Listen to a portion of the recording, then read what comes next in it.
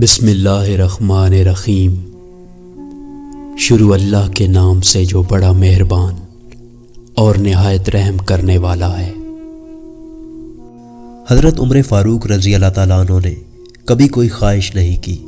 ایک دن مچھلی کھانے کو دل چاہا تو اپنے غلام یرکا سے اظہار فرمایا۔ یرکا آپ کا بڑا وفادار غلام تھا۔ ایک دن آپ نے فرمایا، یرکا آج مچھلی کھانے کو دل کرتا ہے، لیکن مسئلہ یہ ہے کہ 8 میل دور جانا پڑے گا دریا کے پاس مچھلی لینے کے لیے، اور 8 میل واپس آنا پڑے گا۔ پھر آپ نے فرمایا کہ رہنے دو، کھاتے ہی نہیں۔ ایک چھوٹی سی خواہش کے لیے اپنے آپ کو اتنی مشقت میں ڈالنا اچھا نہیں لگتا کہ 8 میل جانا اور 8 میل واپس آنا صرف میری مچھلی کے لیے۔ چھوڑو یرکا، اگر قریب سے ملتی تو اور بات تھی۔ غلام کہتا ہے کہ میں کئی سالوں سے آپ کا خادم تھا، لیکن کبھی آپ نے کوئی خواہش کی ہی نہ تھی، پر آج آپ نے جب خواہش کی تو میرے دل میں خیال کیا کہ حضرت عمر فاروق رضی اللہ تعالیٰ عنہ نے پہلی مرتبہ خواہش کی ہے اور میں پوری نہ کروں، ایسا کیسے ہو سکتا ہے؟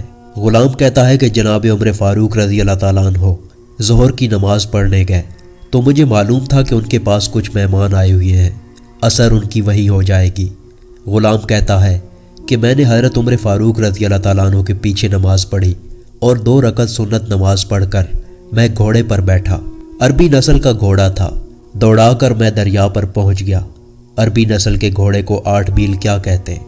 وہاں پہنچ کر میں نے ایک ٹوکرا مچھلی کا خریدا اور حضرت عمر فاروق رضی اللہ تعالیٰ عنہ کی عصر کی نماز ہونے سے پہلے میں واپس بھی آ گیا، اور گھوڑے کو میں نے ٹھنڈی چھاؤں میں باندھ دیا تاکہ اس کا جو پسینہ آیا ہوا ہے وہ خشک ہو جائے اور کہیں حضرت عمر فاروق رضی اللہ تعالیٰ عنہ دیکھ نہ لے۔ غلام کہتا ہے کہ گھوڑے کا پسینہ تو خشک ہو گیا، پر پسینے کی وجہ سے گرد و غبار گھوڑے پر جم گیا تھا، جو واضح نظر آ رہا تھا کہ گھوڑا کہیں سفر پہ گیا تھا۔ پھر میں نے سوچا کہ حضرت عمر فاروق رضی اللہ تعالیٰ عنہ دیکھ نہ لیں۔ پھر میں جلدی سے گھوڑے کو کنویں پر لے گیا اور اسے جلدی سے غسل کروایا اور اسے لا کر چھاؤں میں باندھ دیا۔ جب ہماری خواہشات ہوتی ہیں تو کیا حال ہوتا ہے، لیکن یہ خواہش پوری کر کے ڈر رہے ہیں کیونکہ ضمیر زندہ ہے۔ فرماتے ہیں کہ جب عصر کی نماز پڑھ کر حضرت عمر فاروق رضی اللہ تعالیٰ عنہ آئے، میں نے بھی نماز ان کے پیچھے پڑھی تھی۔ گھر آئے تو میں نے کہا، حضور، اللہ نے آپ کی خواہش پوری کر دی ہے اور مچھلی کا بندوبست ہو گیا ہے، بس تھوڑی دیر میں مچھلی پکا کر پیش کرتا ہوں۔ غلام کہتا ہے کہ میں نے جب یہ الفاظ کہے تو جناب عمر اٹھے اور گھوڑے کے پاس چلے گئے۔ گھوڑے کی پشت پر ہاتھ پھیرا، اس کی ٹانگوں پر ہاتھ پھیرا اور پھر اس کے کانوں کے پاس گئے اور گھوڑے کا ایک کان اٹھایا اور کہنے لگے، یرکا، تو نے سارا گھوڑا تو دھو دیا، لیکن کانوں کے پیچھے سے پسینہ صاف کرنا تجھے یاد ہی نہیں رہا، اور یہاں تو پانی ڈالنا بھول گیا۔